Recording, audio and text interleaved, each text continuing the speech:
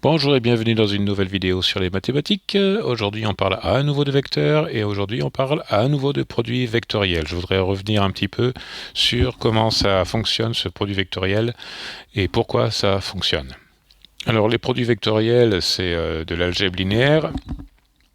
Et je ne vais pas essayer d'expliquer ce que c'est que l'algèbre linéaire. Je vais simplement essayer de prouver que ces deux formules qu'on a utilisées, donc la formule pour calculer la norme du vecteur qui est le produit vectoriel de deux autres vecteurs, je vais comparer ça avec cette fameuse formule qui est un petit peu plus compliquée à regarder, mais qui est en fait très simple d'utilisation à l'usage. Je vais simplement les comparer et vérifier qu'elles donnent en effet les mêmes résultats.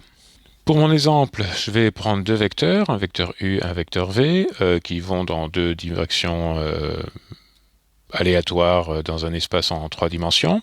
Et ces vecteurs V, si je le regarde bien, ils forment un triangle de deux triangles rectangles en fait, une hypoténuse AB et une hypoténuse BC, et une base AX, XC et un opposé XB. Donc, une hauteur XB. Donc, le point et l'objectif de la vidéo aujourd'hui, ça va être de trouver un moyen de trouver cet angle en fonction des autres dimensions. Très bien, alors tout de suite on peut utiliser Pythagore. On sait que AB carré c'est égal à x carré plus xb carré. On sait que BC carré c'est égal à xc carré plus xb carré. Et par ailleurs on sait que AX plus xc est égal à AC. Ok, donc on va devoir combiner ces trois expressions en une seule. Donc, tout de suite, on va s'occuper de AB carré est égal à x carré plus xb carré et AC est égal à xc plus AX plus xc. Je vais arriver à parler. Donc d'abord, on résout la première pour AX carré, ça fait AB carré moins XB carré. Ensuite, on résout la deuxième pour AX, ça fait AC moins XC. Et donc, on peut combiner ces deux expressions en utilisant AX. Donc, on a compris que ça au carré, c'est égal à ça. Donc, on regroupe les deux termes. B carré moins XB carré est égal à parenthèse AC moins XC au carré. On développe, on se débarrasse des parenthèses. Ça nous donne AB carré moins XB carré est égal à AC carré plus XC carré moins 2ACXC. Ça en fait des lettres. Mais si on fait bien attention, on ne devrait pas se perdre. Ok, maintenant que j'ai combiné ces deux expressions en une seule, je vais y ajouter la troisième expression. On sait qu'on résout donc BC carré est égal à XC carré plus XB carré pour XC carré. Ça nous donne ce truc. Et on peut donc remplacer les XC, il y en a un ici, il y en a un ici, dans cette expression par cette expression à gauche du signe égal. Ça nous donne cette expression qui est un petit peu longue, mais il y a des choses qui vont s'annuler. Par exemple, le moins xb carré ici, le moins xb carré, ils vont s'annuler. Ça nous donne donc une expression pour AB carré, qui est assez longue, je ne vais pas la lire, mais elle est assez simple à trouver, encore une fois, si on fait attention aux détails et si on prend son temps. Ok, on doit trouver un moyen de se débarrasser de cette racine carrée, donc on met tout ce qui ne contient pas la racine carrée de l'autre côté. AB carré moins AC carré moins BC carré, le tout divisé par moins 2AC.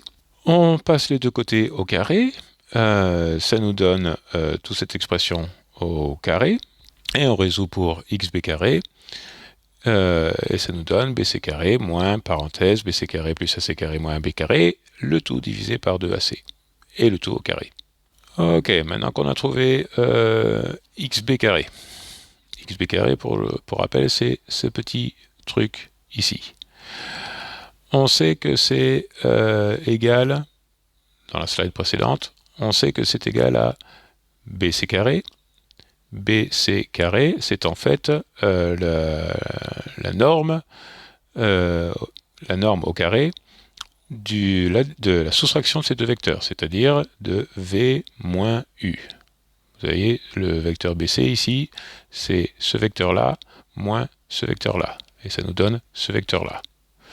Donc, BC au carré, c'est la norme de ce vecteur.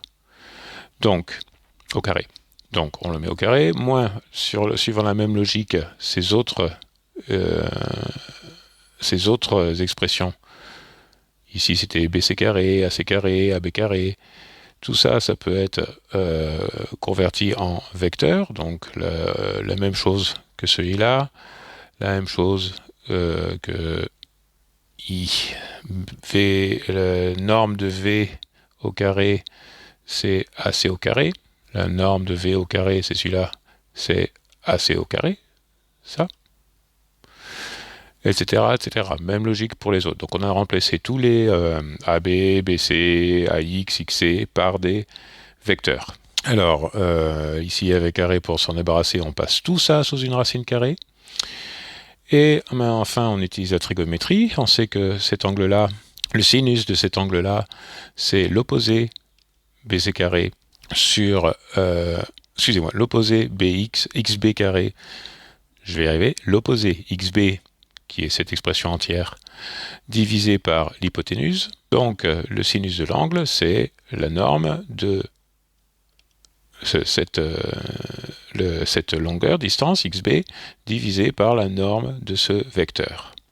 Ça nous donne une expression qui fait un petit peu mal aux yeux, et heureusement, qu'on a les feuilles de calcul pour nous aider à faire le calcul. Heureusement qu'on a gardé la feuille de calcul de la dernière fois, parce qu'elle va nous permettre de calculer cette expression qui fait quand même un petit peu mal aux yeux. Alors nous, ce qu'on va calculer, c'est pas simplement sin de θ, c'est aussi, ce serait bien de se connaître l'angle, histoire de. Donc on va rentrer l'inverse de sin, c'est asin, le réciproque de sin, c'est asin. On commence par une racine, je suis en train de lire la formule. La norme de v moins u au carré, la voilà, moins parenthèse, la norme de v moins u au carré, je dois mettre d'abord la parenthèse du numérateur, la norme de v moins u au carré, à nouveau, plus la norme de v au carré, moins la norme de u au carré. Fermez la parenthèse du numérateur, ouvrez la parenthèse du dénominateur, 2 fois la norme de v, fermez la parenthèse du dénominateur, fermez la grande parenthèse, ajoutez le petit carré, fermez la parenthèse de la racine, le tout divisé par la norme de u, fermez la parenthèse de racine. Tiens, une erreur. Quelle surprise! Oui, c'est la 4e fois que je fais ce calcul, et à chaque fois je fais une erreur. Je ne sais pas pourquoi j'ai des difficultés aujourd'hui. Donc, ah oui, je vois l'erreur. Il y a la place d'un plus, j'ai mis un petit signe degré. Voilà. Et là, il y a beaucoup trop de parenthèses. Et voilà, ça marche enfin. Donc on a trouvé l'angle en radian de l'angle en radian entre V et U. En convertissant en degrés, c'est-à-dire en multipliant par 180 et divisant par pi, on trouve que ça fait un angle de 61 degrés. Mais nous, ce qui nous intéresse, c'est est-ce que ça donne la même chose en utilisant cette formule? Et de fait, oui. F4, c'est la norme de U fois la norme de V, ou la norme de V fois la norme de U, peu importe, multiplié par le sinus de cet angle, ça nous donne en effet 93,64 et des brouettes pour la norme du produit vectoriel des deux, ce qui correspond à ce qu'on avait trouvé quand on avait calculé la norme du produit vectoriel en utilisant cette expression. Pour bien tout comprendre, ce sera probablement une bonne idée de regarder cette vidéo en prenant des notes pour bien suivre tout le calcul, mais aussi de regarder les vidéos de cette playlist dans l'ordre, télécharger les feuilles de cours, il y aura un lien dans la description, pratiquer avec la feuille de calcul et souscrire à cette chaîne pour être avisé des nouveaux posts. Merci de votre attention. Au revoir.